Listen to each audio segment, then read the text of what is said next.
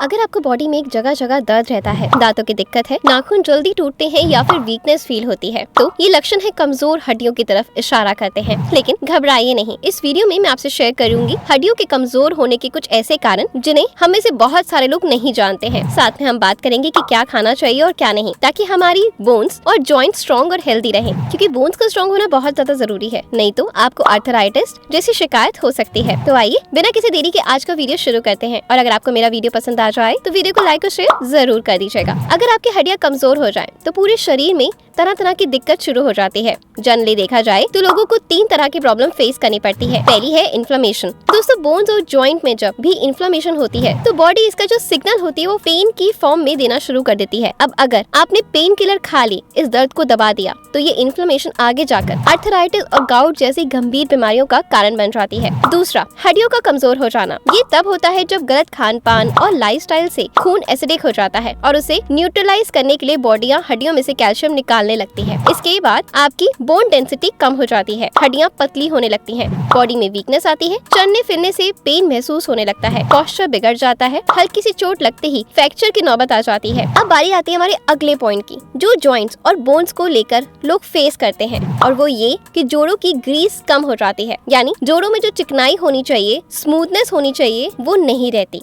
ये तब होता है जब कार्टिलेज, जिसका नाम है जॉइंट्स को जो कुशन और प्रोटेक्शन प्रोवाइड करना होता है, वो डीजनरेट होने लगता है। इस वजह से जो जोड़ों की हड्डियों के 2 सिरे होते हैं वो आपस में टकराने लगते हैं। सिंपली अगर कहें तो जॉइंट्स में ड्राइनेस आ जाती है। कई बार आपने देखा होगा कि जब लोग उठते बैठते हैं तो जोड़ों में से कट कट की आवाज आती है। ये इसी ड्राइनेस का ही अर्ली सिम्टम होता है। दोस्तों, जब हम हड्डियों की बात करें तो सबसे पहले ख्याल आता है कैल्शियम, और ये बात सही है कि कैल्शियम ही वो मिनरल है जो बोन्स की डेंसिटी और स्ट्रेंथ प्रोवाइड करता है। अगर बॉडी में कैल्शियम की कमी हो जाए तो हड्डियां पतली होने लगती हैं। लेकिन इसके अलावा विटामिन डी, मैग्नीशियम और प्रोटीन भी बोन्स और जॉइंट्स के लिए इम्पोर्टेंट न्यूट्रिएंट है। अब या तो हमारा खान पान अच्छा नहीं है, उसमें भी बहुत हड्डियों का जो प्रॉपर न्यूट्रिशन मिलना चाहिए वो नहीं मिल पा रहा। लेकिन कई बार हम सब कुछ खाते हुए भी ऐसी गलतियां कर जाते हैं जिसकी वजह से हमारी बॉडी इन इम्पोर्टेंट न्यूट्रिएंट को एब्जॉर्ब ही नहीं कर पाती। जैसे दोस्तों, लगभग सभी दालों में कैल्शियम, मैग्नीशियम और प्रोटीन पर्याप्त मात्रा में होता है, लेकिन अक्सर हम धुली दालों को बिना भिगोए बना देते हैं। ऐसे में दालों में जो फाइटिक एसिड होता है और एंटी न्यूट्रिएंट होते हैं, वो इन फूड के कैल्शियम से बाइंड हो ही नहीं पाते और उन्हें बॉडी में एब्जॉर्ब ही नहीं होने देते।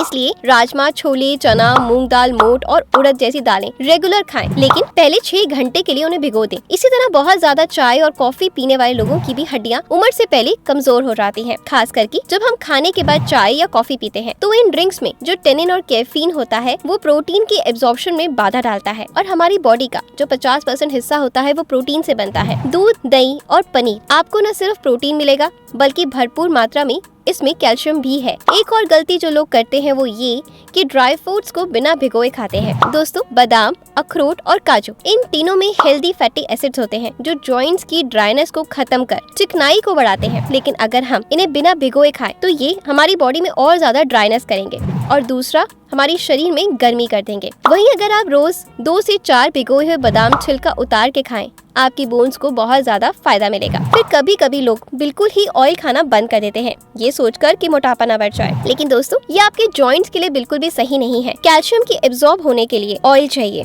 तभी तो जो लोग कैल्शियम की गोलियां पानी से लेते हैं उनको फायदा नहीं होता, उल्टा पथरी बन जाती है। हाँ, ये बात जरूर है कि आपको इन रिफाइंड तेलों का इस्तेमाल बिल्कुल बंद कर देना है और उनकी जगह पर शुद्ध कच्ची घानी का निकला हुआ तेल ही आपने, यानी कोल्ड प्रेस तेल से ही सब्जियां बनानी है और खानी है। इसके अलावा ज्यादा इमली की चटनी, चाट, गोलगप्पे खाने से, सोडा, कोल्ड ड्रिंक पीने से हड्डियां अंदर से खुरने लगती हैं, यानी घिसने लगती हैं। लेकिन घबराने की कोई बात नहीं। आज मैं आपसे कुछ ऐसी ही चीजें शेयर करूंगी जो कि आयुर्वेद में भी चीजें मेंशन है और उसके फायदे बताए गए हैं, जो आपकी बोन की डेंसिटी को बढ़ाएगा और उनकी मजबूती को और ज्यादा बढ़ा देगा, जिससे कि आपको आर्थराइटिस या गाउट की समस्या नहीं रहेगी, और अगर है तो आपको काफी ज्यादा आराम मिलेगा। तो सबसे पहले हम 2 चीजों के बारे में बात करेंगे, और ये दोनों चीजें ही शायद इस वक्त आपके किचन में मौजूद है। पहले है तिल और दूसरा है गुड़। दोस्तों, शायद आप ये बात जानकर हैरान हो जाएंगे कि तिलों में जो सफेद तिल होते हैं वो दूध के मुकाबले उसमें 8 गुना ज्यादा कैल्शियम होता है। ये मैग्नीशियम और हेल्दी फैट्स का भी बेहतरीन सोर्स है, जिस वजह से ये हमारे बॉडी की सूजन को कम करता है और जॉइंट की ग्रीस को बढ़ाता है, जिस वजह से आपको चलने फिरने में आसानी होती है। तिल आपके बोन कार्टिलेज को रिपेयर करने का काम भी बहुत अच्छे से करते हैं, जिस वजह से हड्डियां जो आपस में घिसती हैं